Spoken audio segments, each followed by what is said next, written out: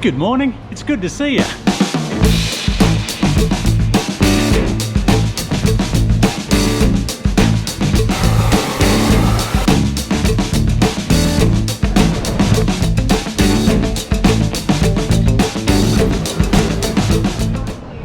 I was just walking past Flight Centre and I had the thought, like, who uses these third-party retail outlets anymore? And I guess there are some people who like the idea of having their tours organised for them and everything laid out by a travel agent.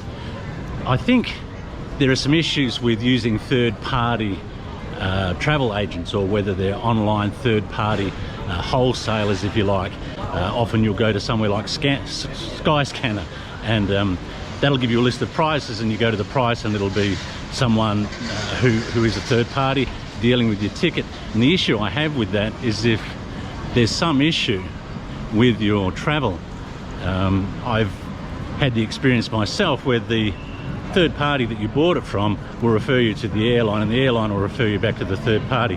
I saw a really interesting person walking down the street, and I've just stopped and asked to have a bit of a chat, and they've been really, really generous to do that for me. Can I ask what your name is? I'm Ace. And you are? Anderson. Anderson? Yeah. Thanks so much for stopping and having a chat with us.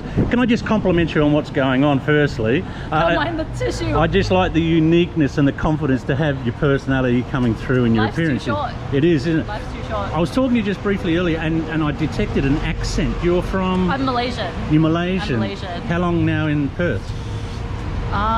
24 years. Oh, a long time. Yeah, it's been a minute. And can I ask the motivation or the reasons behind expressing yourself through tattoos and... Honestly, because for us, our country still has a lot of like tribal culture and tribal tattoos and modifications and things like that. And that's always just been my thing. I always just had an interest in it. Is there a particular type of person that gets it, or do you think there's a kind of character trait that they have that... Honestly, a lot of them will have anxiety and some kind of, you know... Really? Something like that. Like most heavily modified people you'll meet will have some kind of, I guess, anxiety. Do you think it's a bit of a mask then? They're kind of masking some of them. I wouldn't call it a mask. Sorry, I just stepped on you. I wouldn't call it a mask. I feel like it's more an expression to make them more comfortable in their skin. Thanks so much for giving us an insight into into how you do it, why you do it, and the reasons. No dramas at all. Thanks so much. Yeah. No worries. Have a good day. Cheers, You guys. too. Yeah. Bye. I've just had the pleasure of spending an hour with a subscriber by the name of David, and David was going to Bali in the late 70s. David, thanks so much for lunch. It was wonderful. My pleasure. You were first. Yeah, it's been great. You were first in Bali in what year? I went up there it was the Christmas holidays starting December 79 into January 1980. Which part of Bali were you in? Look, we lobbed into the only civilized area, Kuta at the time. What was Kuta itself like at the time? Well, Kuta was where the tourists hang. And only Lostmans as well. There were no hotels. It was mostly, yeah, and in fact the only hotel where we were staying in Legian was the Legian Beach Hotel. That was there. But we stayed in a place, Lasman Atta, and an old guy who made a bangle for me, which I've worn for... Is that the same bangle from 79? Yes. Can I have another look? Yes. That was made in 1979. And that, if you recognize it, is barong.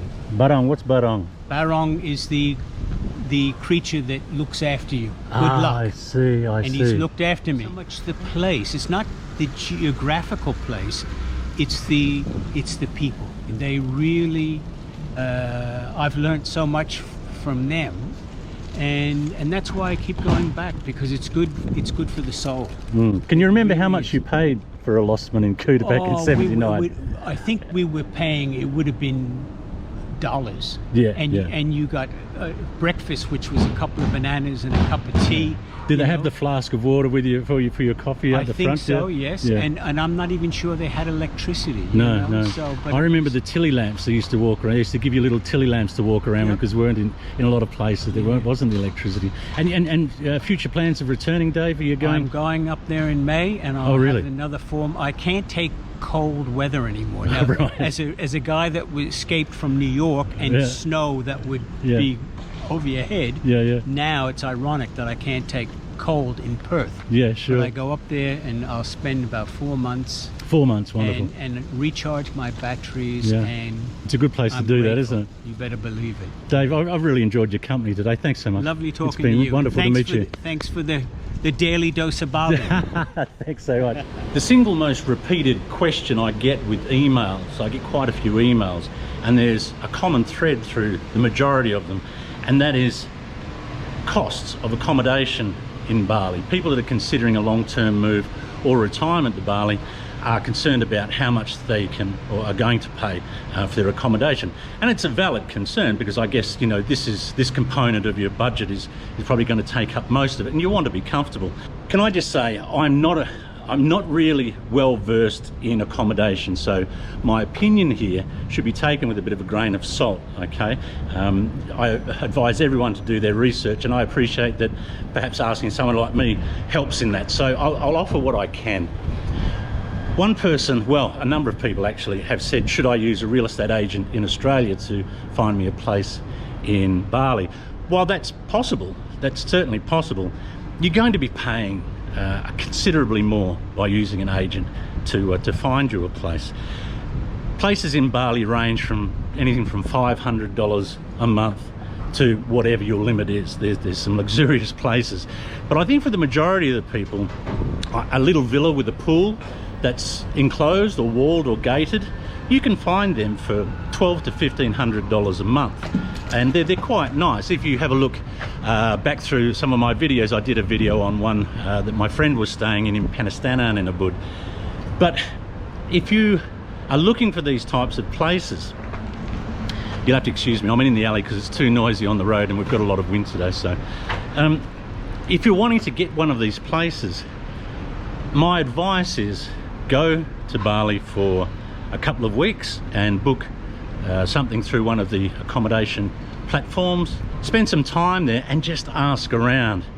There is no end to people wanting to get you into a property in Bali. In somewhere like Ubud, for example, you wouldn't have to walk 50 meters and you'll find two people that will know someone with a villa or a house or something that could serve you quite well.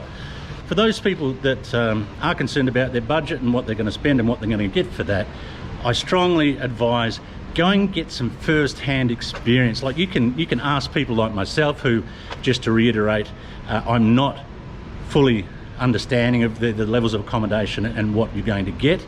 You can ask me, you can go online, you can do all this type of research. Nothing is going to better prepare you to find out what will serve you best than actually getting on the ground and looking.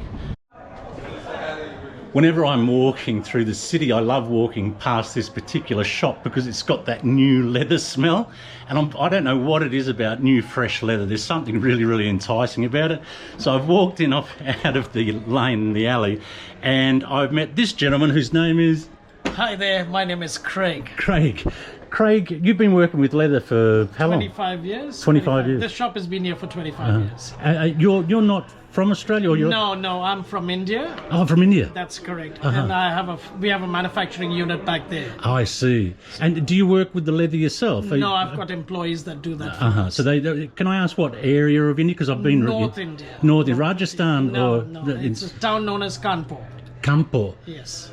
Vaguely familiar. Yes. Can I ask you, Craig, what is the most popular item you use or you sell?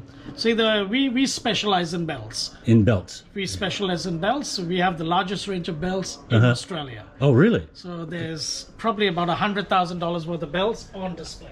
$100,000 worth of belts on display? That's correct. That's a lot of belts. So I've been in retail for 25 years. Wow. And I've been doing this all my life. So you know it inside and out, Craig. I know a little bit. Can I ask you, Craig, do you get the opportunity to go back to India often and see the family? I'm assuming you're every year. So my parents are not non-Indians. So my mother's Burmese and we're Catholics. Oh, I see.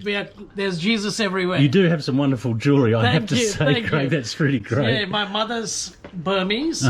We are Anglo-Indians, basically. Oh, I see. So my father was born in India, but with British parents. Ah, okay. Okay. yes. So when you return back to India, or I guess you go to Burma a fair bit as well then? No, we don't. Not We so much. don't. Yeah. Burma's not the place to go. No, not at the moment. It has some issues, unfortunately. I've always had a bit of conflict about going to Burma, Yes. in that I certainly don't want to be supporting any kind of junta or that sort of thing. You've been very, very, very generous with your time. Thank No you so problem. much. It was Thanks lovely for meeting a you. All random the guy best. walking in off the No street. problem at all. Yeah, yeah. Talk to you again. All the best, my Cheers, brother. bye. Cheers. Bye for now. I understand that was pretty much a bit of a plug. Craig was sort of plugging his business, and fair enough, a random guy walks in off the street and asks to have a chat. But I really like, you can see that Indian trade in him. One of the things I really love about India is you go into these bazaars and these markets, and there's a joy about what people are doing. All right, they're trying to sell you something, but they're doing it in a way that's, I don't know, I'm drawn to this fun aspect of doing business, as opposed to what we generally do in the West. It's quite stern and it's quite rigid, Underneath the fun and friendliness, it's all business, of course, but I find that it's, oh, there's the wind again.